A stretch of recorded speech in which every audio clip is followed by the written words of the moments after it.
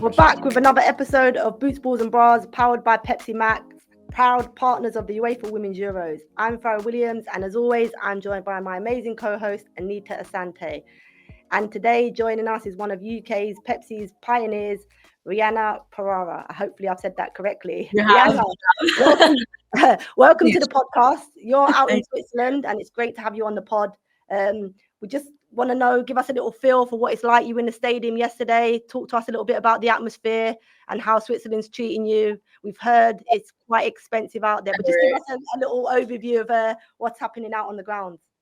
Yeah, I mean, it's been amazing. I got here on Saturday, so in time for this first game, the France game.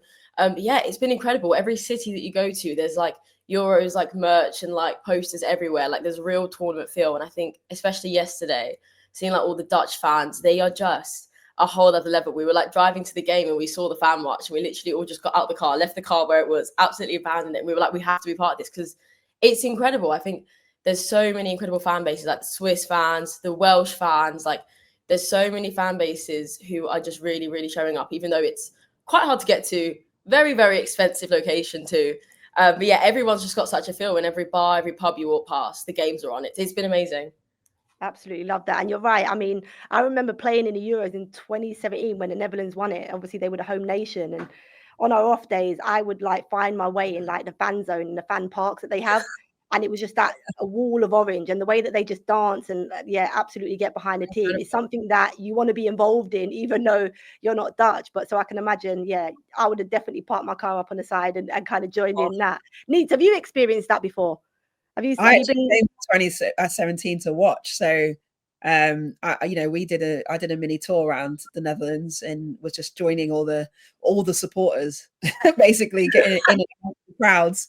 I just think even to understand the fan experience, it's just like wow, you get it, you get why football unites people and how it brings that kind of celebration and element to it. So yeah, it was fantastic, and I know the Welsh fans are definitely representing, obviously living in Wales.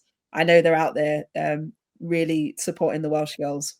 Yeah, well, we'll touch on that because the Red Wall yesterday, I mean, watching the France Wales game was unbelievable. Their fans and obviously they're the lowest ranked team and the amount of fans that are out there behind it. But I think you're right, Ryhanna, in terms of the fan bases that are out there. The Germans had 16,000 fans out there for their game the other day. I've seen the Switzerland fans in the street. So yeah, just talk to me then a little bit about the fans. Have you been able to get around, talk to any fans whilst you've been out there?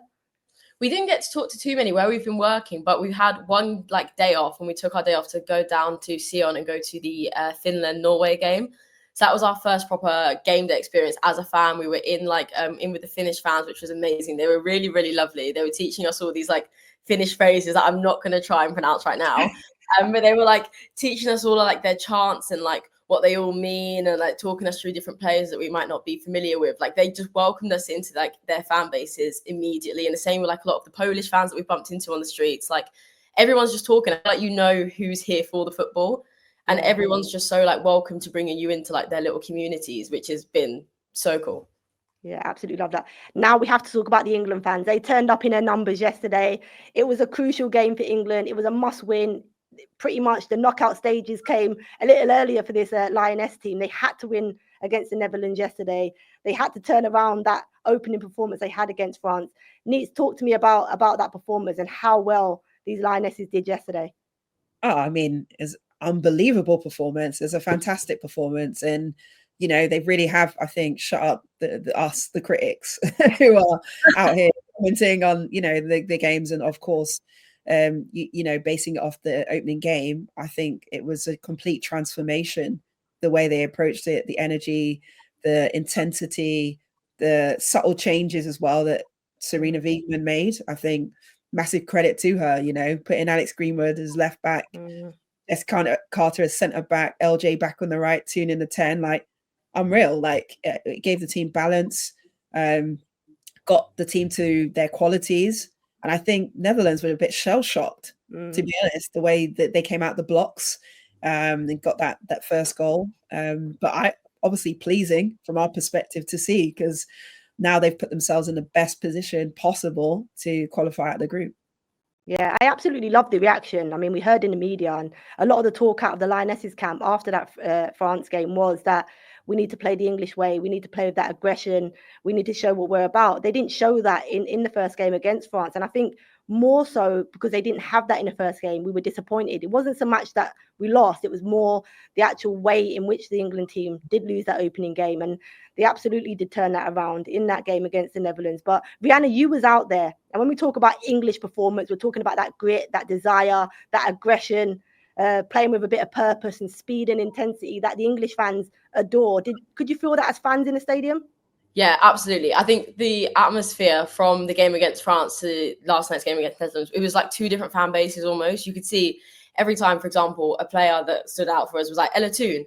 And every time she came on the ball, because she brought something so different and so exciting compared to what we'd seen against France, you could hear like the roars from the English fans because it was exciting and they were able to get behind a team performance that they believed in and that they knew was their team's best performance. So obviously they won and had a great game. But I think even if, for example, they didn't win and it was a tight scoreline similar to the France game, they'd be able to walk away and the fans would be so proud of that performance because that was a good team performance. Honestly, every time the girls picked up the ball and were like attacking ever so slightly, the atmosphere was insane. Yeah, you could feel that from here. But we spoke, Neats, didn't we, after the England game against France in that opening game, and we said England were outclassed by France. We absolutely outclassed the Netherlands yesterday in our performance. Neat, the difference, and we talk about class, and I'm going to mention the word world class, and sometimes this is thrown out there a little bit too often and too early. But one player that showed her qualities in the game yesterday, Lauren James. There was obviously talk in the first game if she should have started as a sub and impacted the game. How many minutes could she play off the back of the injury? But I mean, her performance. I mean, if you can spit it in a few words, but she was absolutely world class yesterday. Lauren James is a cheat code. Simple as that. I mean, that is Lauren James. Like, she just literally can just bring a game alive and turn it on fire with her first touch, and that's what she did. You know, from the right hand side, the way she goes past players, just chops inside, and they're thinking, oh, we want to make a challenge, want to put a foot in, but they're afraid to do that, so they drop off, they give her space, and she'll punish you. And then that fire left foot shot, top bins, like it's just pure world class, isn't it? Yeah. It really is. And the fact that she has individual brilliance, that is Lauren James. She can change a game individually, and she's the one that gets you off your chair, with excitement. And for me, that when that goal went in, I was just like, I didn't know what to do with myself. I was like, like it was No, it got me off my chair. I mean, I was on the sofa watching it and I was just chilling. And then, but you know what got me off my chair more than anything, Neats, in that opening goal? Hannah Hampton. That pass, to see the pass. I mean, I don't even think she's been given the credit because obviously the finish from Lauren James was exceptional. But when we talk about making a difference, right, and having an eye for a pass, the pass that Hannah Hampton played, unbelievable technique, unbelievable quality to see and be able to execute it. Even better than any other striker, back to goal is probably going to try and hold it up. Russo, the way she used her body to just roll the defender into the space to allow her team up the pitch, and then to finish off an unbelievable move. You get LJ just coming in field off that right-hand side and then putting it into the top corner casually off her left foot. I mean, that goal in itself, if it doesn't win goal of the tournament, it was just exceptional from start to finish. But I felt we spoke about England. They like to play expansive. And I think what Hannah Hampton identified in that moment was when they were expansive, where the space opened up. And that driven pass, as I say, to Russo, I think if it was Edison to Haaland, we wouldn't even be talking about Haaland's finish. We'd be just talking about Edison. And I don't know if Hannah Hampton's had the credit for that pass, but yeah, absolutely worldy. You talk about world class. That was a world class pass. I don't know what you lot's force is. That's what she has. I was gassed from the pass. That's what she has in her locker. Hannah Hampton is one of the best goalkeepers I've ever played with her feet that can do that. She can do that. So now it's about doing that consistently. Like, she's unbelievable, and it deserved the goal at the end of it because of the quality of that pass. What was it like in the stadium, Ryhanna, watching the goal and like seeing it? That pass, when you saw the pass leave Hannah Hampton's feet, what was you thinking? I think I probably still have a pinch mark. Me and the girls, every time like England won and tap, we were all just like grabbing each other. And like I had Sam on my left and Hannah plays the ball and Sam just goes, Oh my goodness. Like, it was like a film almost. And then just watching the rest of it, and we had the England fans, so all right, they're all cheering it on, and you're all just like sat there, like literally edge of your seats, waiting to just jump up because you knew there was going to be a goal on the end of it. Honestly, the atmosphere yesterday was insane. It's so nice, isn't it, when like a move like that comes together and then we have an end product with it? Because I think if there was no end product from the pass from Hannah, we would have just been so disappointed because it was exceptional. But Neat you mentioned before about the slight adjustments that Sarina made. She only made one change to her 11, and that was Beth Mead coming out, Ella Toone coming in. And then she made that adjustment where LJ went out to the right-hand side, Ella Toone centrally. And then obviously at the back, they brought Jess Carter sent it into centre half and moved Alex Greenwood out to left. We know Alex Greenwood naturally left-footed, can play out on the left-hand side, but obviously a much preferred position is more central. But I felt like in the back line, in terms of that, it gave us a little bit more balance. Obviously, Jess Carter 1v1 defending, for marking one of the best players, in my opinion, in the world, in Vivian Miedema, she literally didn't get a sniff. And then I actually think the adjustment with Ella Toone and her being able to stretch the play, I think that really allowed for those spaces for LJ to kind of use her qualities. But what did you guys think? Tooney going into the 10, clutch move. I think she played herself into the team as well after the end of the 10 sort of added time against France as well. Just the impact she had coming into the game. The fact that she does make those deep late midfield runs causes problems for opposition players because they don't know whether to track it, whether defenders are going to step or drop. And it just caused a bit of chaos and with her energy. And also the synergy that she has with Russo. It's like telepathic, like they just know each other. They know where each other's going to be and where they're going to find a pass to each other. So I think that works really well. Like you said about balance with the defense, I think Alex Greenwood, we know can play left back. That's the versatility of the England players we have. She can play there. She can play centre back. Either way, her ability, because of her technical quality with her left foot, not only allows us to exploit space, because that ball that she plays in beyond to Hemp or whoever it is frightening, because she does it with quality. And Kasparai knows Hemp really well, but I think she struggled to deal with her 1v1. She was like afraid of the space in behind her, didn't want to get touch tight. So that really allowed us to exploit the kind of weaknesses of the Netherlands. And LJ's LJ, so you like give her the ball and let her fly. Really, isn't it? It's like give her the ball and let her do her thing. She'll go outside, she can deliver crosses, she caused a few problems from wide areas trying to deliver balls to the box. She can come inside, she gets shots off, she can slide through passes. So I think that you could see that the Netherlands just felt uncomfortable and very disjointed in their midfield. They play with that too, with Kaptein and Groenen, but they just are getting dragged from pillar to post, in my opinion. The back line looked a bit disjointed. They didn't deal with the deep direct balls in behind them, and they kept trying to play that high line, so they didn't adjust for me. I don't feel like they adapted very well, but England, the energy at which they came at them was just a lot for them to cope with, I think. Yeah, I agree. I think that was the biggest thing for me as well, with Toone coming into this game as a 10, as a player who has such an incredible work rate. She gets up and down, and like you said, with her energy. I think for me, that was one of England's problem areas against France, was that midfield area. It just felt, I think, where LJ was going off and doing LJ magical things, there was often these like gaps being left in behind. And Georgia Stanway having her first big game back since her injury, she felt maybe not at her best. I feel like she came really back a lot stronger against the Netherlands. She came back a lot sharper. Obviously got the goal as well, which was great. But I think Toone coming into that 10 position, I think she completely changed England's attack, but also their defence dropping back as well. I think she was incredible. And between her and Russo's runs and their late runs and their vision, like you said, like Groenen and Kaptein, where do you even go? How do you assess that situation? I think that was one of England's like biggest strengths yesterday, that they rectified from the France game. Yeah. No, I absolutely agree. And we'll have to talk about Russo in a minute, because, I mean, the work rate and the way that she led the line, and not just led the line, but actually impacted the rest of her team in order to follow her in terms of that press and that aggression that she had throughout the game. And she got 3 assists. Yes, she didn't get on the score sheet. But when you think about her all-round play, which we'll talk about in a minute. But before we do, you mentioned Ella Toone. And I have to say, I don't know what your thoughts are in terms of the midfield needs. And I know you played both midfield and defence. But in terms of that aggression, I mean, I'm not sure I've ever seen Kira pressing on the edge of the opposition's box And I really love that intent from the midfield in terms of like, let's get on the front foot, let's be aggressive, let's do our work in the opposition half, where actually if we do have a turnover, we're closer to their goal rather than our goal. I thought the work from the midfield three and those connections and the way that they, you know, followed the lead of Russo was really impressive from an England midfield. We spoke a lot about the midfield being a little bit disjointed, but yesterday I thought they were absolutely bang on.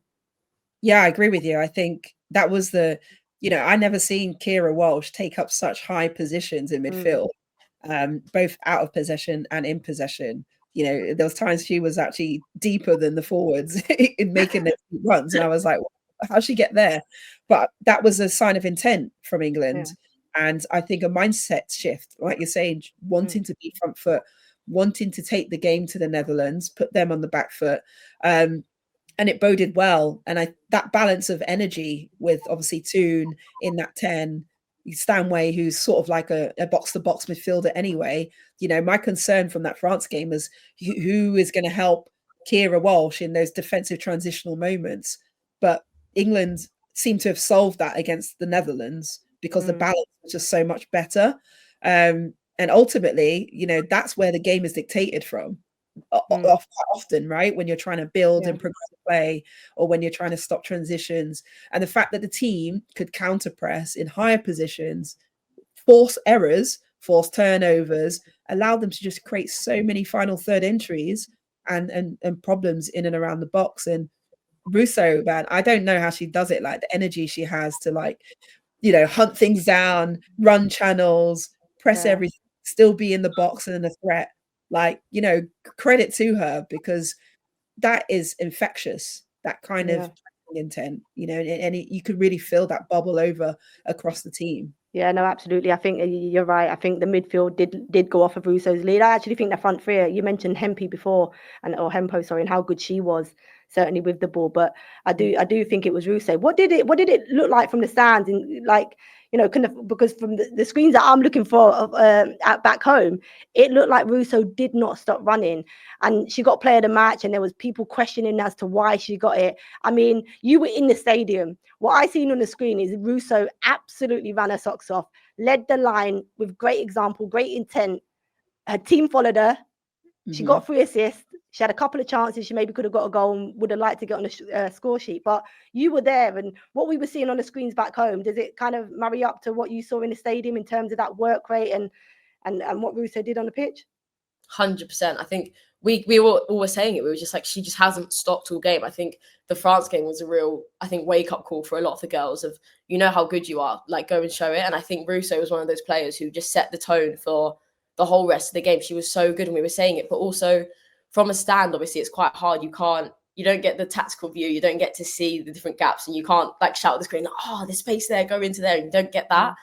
But with Russo, we were watching her, and like her movement off the ball yesterday, I feel like that's always one of her strengths, but more so yesterday, I feel like was insane. She was like moving into spaces and creating these spaces that we couldn't even see ourselves in the stands. And she has this knack for it, and her timing is always so good. And that's the thing with that combined with Ella, I think she was incredible, and she really just set the tone. Even just how like high she was pressing from the moment there was goal kicks and like throw-ins that were like deeper down their side of the pitch. Like, she just did not stop working. And yeah, I feel like the player of the match was really deserved for her. She might not have gotten the score sheet, but 3 assists and what I think was an impeccable performance. One of her best, I think, that I've ever watched. Yeah. What do you think, Neat, on that performance and player of the match? Would you agree? Yeah. Yeah, I think a lot of people would have probably wanted Lauren James potentially to have got player of the match, but I think it was definitely she was definitely worthy of it, 100%. Because there were so many standout performances.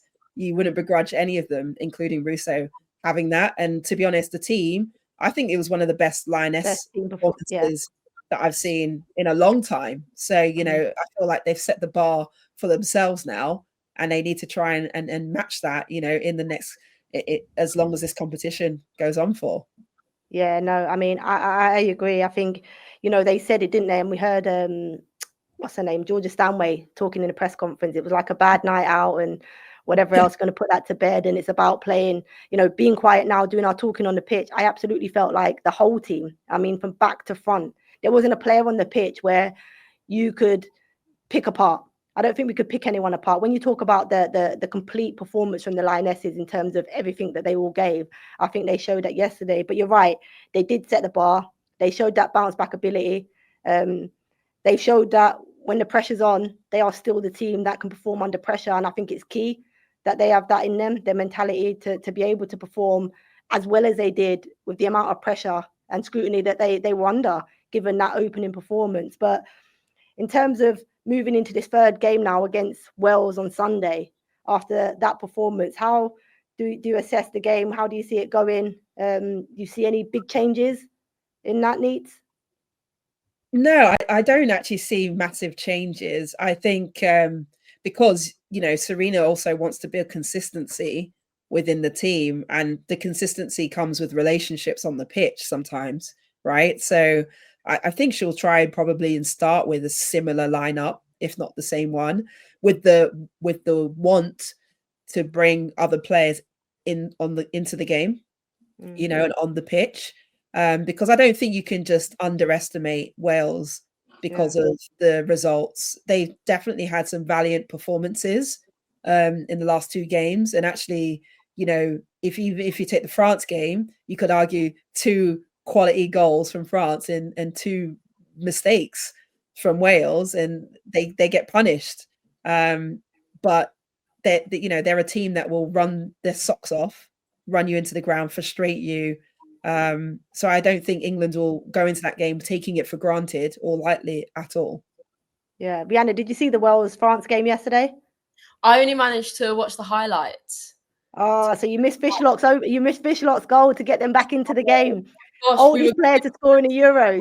Watch it as we were walking past.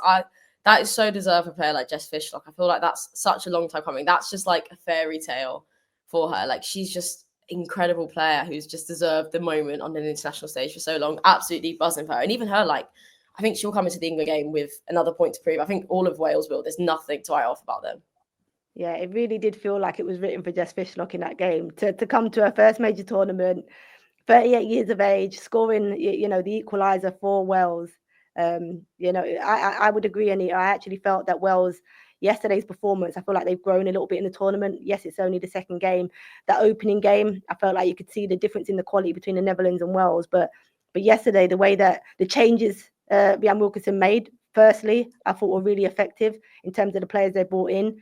And in terms of their performance, they still lost by a 3-goal margin, but you could see the improvements in the team. I felt like a little bit they got tired towards the end and the game opened up. I think you could see that. But I think it's a game that England should be winning. Like, let's not deny the fact that we are, in my opinion, much, much better than the Welsh team. And it should be a game that we are guaranteed to get 3 points from. But these Welsh players are not going to make the game easy for England on Sunday. And as you mentioned there, they're going to make the game really difficult. They always have that kind of pride and passion to represent, the Welsh flag. And I think they're going to make it difficult. I do think we have the qualities to beat them. But how do you see the game actually going on Sunday? Do you think that, Wales are going to sit back? Do you think they're going to be as open as they were against the French? What do you think they're going to do? And you might know a little bit more, living out in Wales. No, I don't think they're gonna. I don't think they're gonna change drastically. I think they're gonna try and approach the game similarly as they did against France. They played in that kind of 4-4-2 structure, which allowed them to be more compact, allowed them to have an outlet up top with Fionn Morgan, later on Hannah Kane. I feel like they're gonna, like you said, they've grown into the tournament, so they've learned something from every game, and they're trying to improve upon every game. Whether that's defensively or offensively.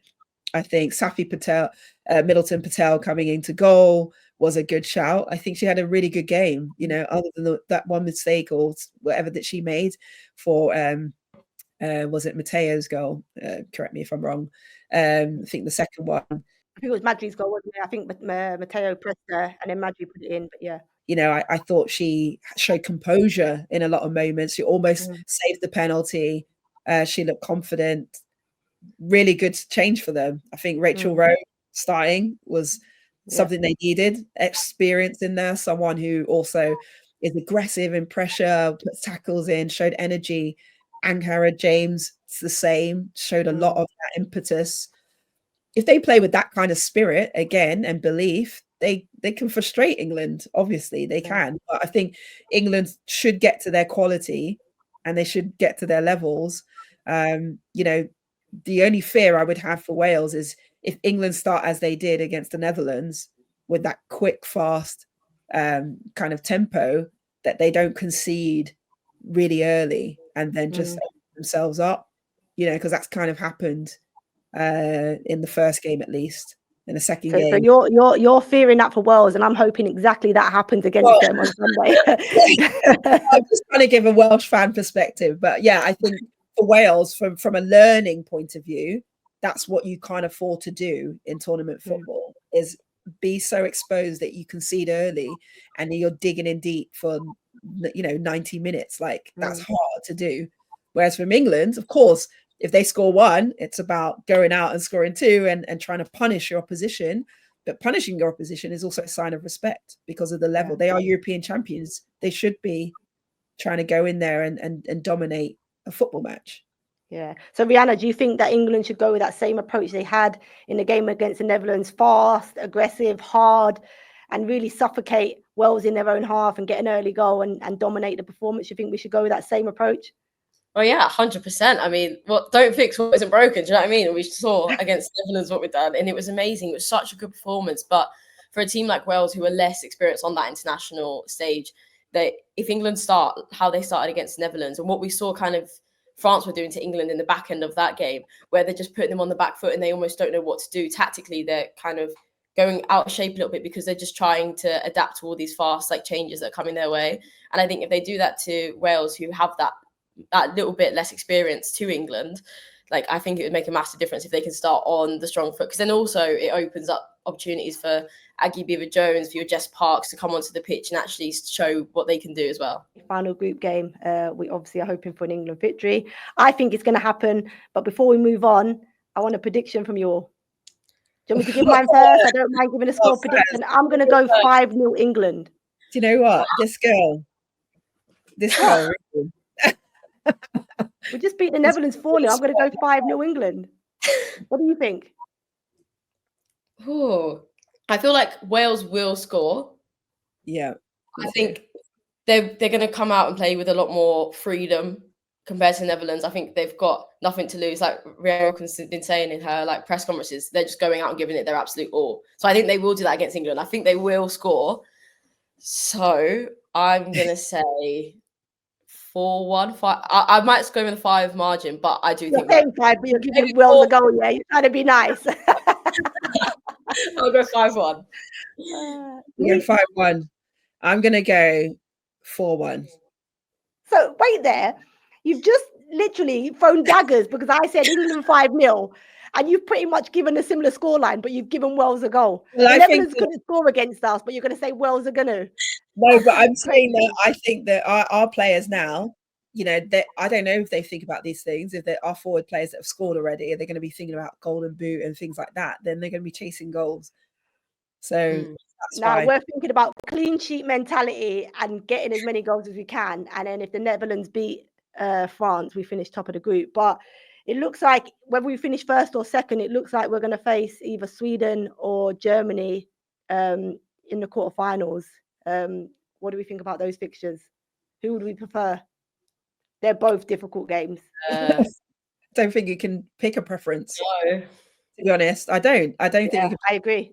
I think they're at the same kind of level. I think they're the two of the nations that have been in every edition of the European tournament since its inception.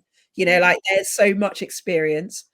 Sweden have probably fielded the oldest average age team in the competition, so they have a bit of that know-how.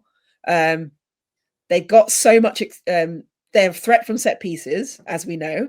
So I don't think they even necessarily have to play really great football in open play to hurt you. So I don't think either. I think that both teams pose different challenges. For England, don't they? They realistically. And I think at that stage as well, Neat, in terms of when you think quarterfinals, especially in European Championship, those teams that go into those quarterfinal stage, those 8 teams are always going to be difficult. You're looking at the likes of Spain, Sweden, Germany, England, France. I'm trying to think of potentially Switzerland. Hopefully they go through tonight against Finland and Norway. So you look at those 8 teams, and I mean, none of those are going to be easy opposition. So yeah, it's going to be a difficult one. But talking about other teams in the tournament, Spain, another massive win midweek against, was it Belgium? A bit of a crazy game, conceding two goals. I didn't expect them to concede, and from a set piece. And obviously Germany coming back from 1-0 down against Denmark to win that game. What did you, outside of those 2 teams, any other teams that have kind of caught the eye? I enjoyed Switzerland. You know, not only are they the host nation and like, you know, there's a buzz around the team, but I enjoy the energy and the youthfulness of that team, because like there are a lot of young players and kind of emerging talents from that team that have not really watched a lot of before, but they've impressed me as well. You know, they've surprised me actually at like how much they've progressed and improved. And I think, you know, I think Pia Sundhage, with all her experience as well, is a great driving force of that change and that shift.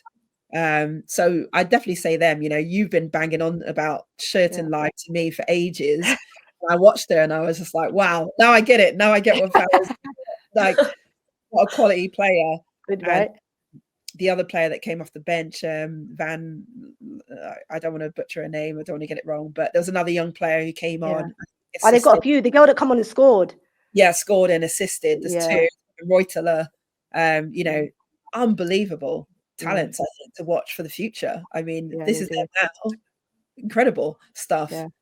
But outside of those other teams, obviously Sweden, really good performance in the last game, but they were playing Poland, who really didn't have a lot to offer. Bakstinius, again, 3 headers. Crazy, right? Headers. You know, that's what I'm talking about. Like, as in, they can be a threat that way, even if they don't play brilliantly in open play. Outside of that, you know, I just want to give props to Finland. They might not, you know, obviously progress, but they didn't. I felt it was slightly harsh, the result they got against Norway. I thought they were the better team. Don't even get me started. And they changed their style. Less direct, trying to play between the lines, looked really good on the ball, in possession.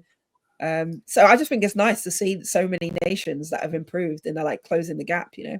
Yeah. Ryhanna, anyone that's caught your eye? Finland were mine, 100%. I'm going to watch the game tonight actually against Switzerland. So I'm really excited because they've been 2 of my favourite teams to watch so far anyway. So it's going to be a really good game tonight. But yeah, I just think Finland have shown up with this confidence that I think I last watched Finland maybe 6 months ago.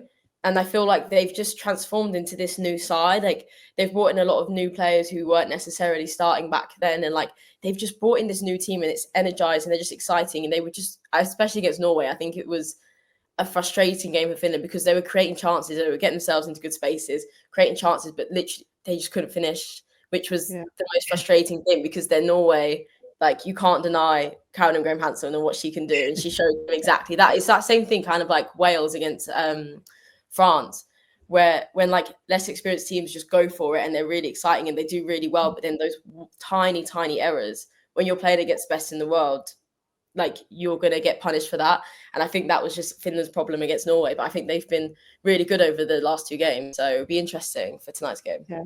It will be interesting. And we can't write them off because if they win tonight, Neat, they go through, and they were my team I picked out. So they? Yes. I do want Switzerland to go through for the tournament, but you know, I could win some money with this Finland. No,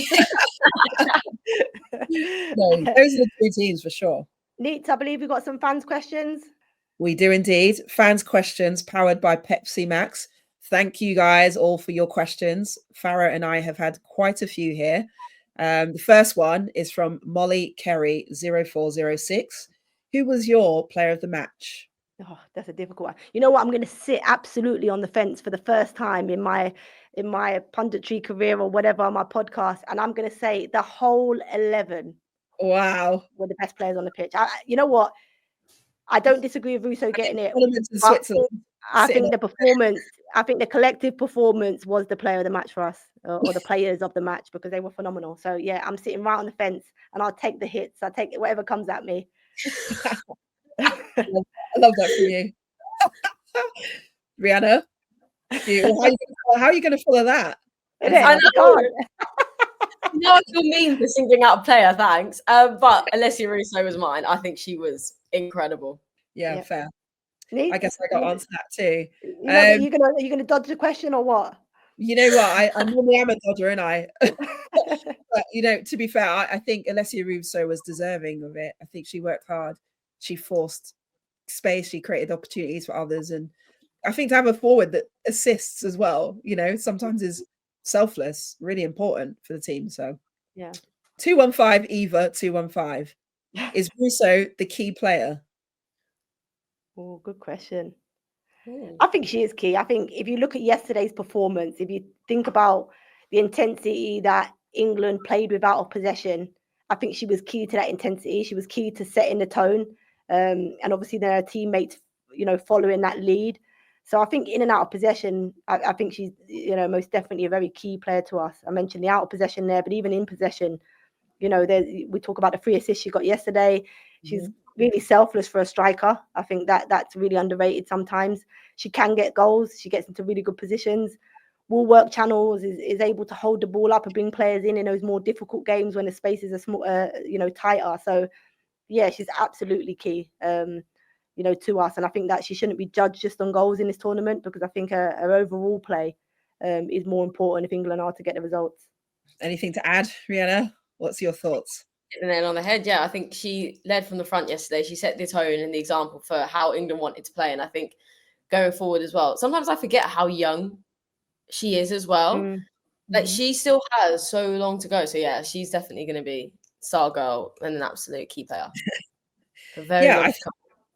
No, I agree with both of you and your points. I think she absolutely is a key player. She's one of the key players. Every game that could be different depending on the game plan and the opposition that is presented.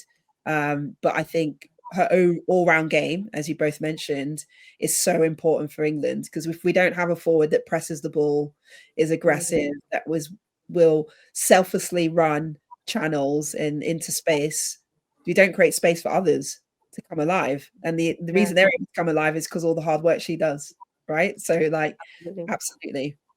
Couldn't agree more. But Ryhanna, Anita, thank you so much for today. And thank you to the Lionesses, because their win yesterday gave me so much energy this morning coming into the pod.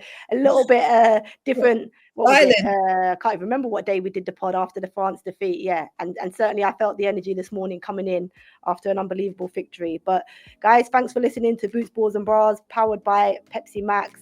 Don't forget, leave your comments, obviously like and subscribe, and never miss an episode. But yeah, our next episode will be out on Monday, when we reflect on the England-Wales game. Hopefully a thumping for the Lionesses.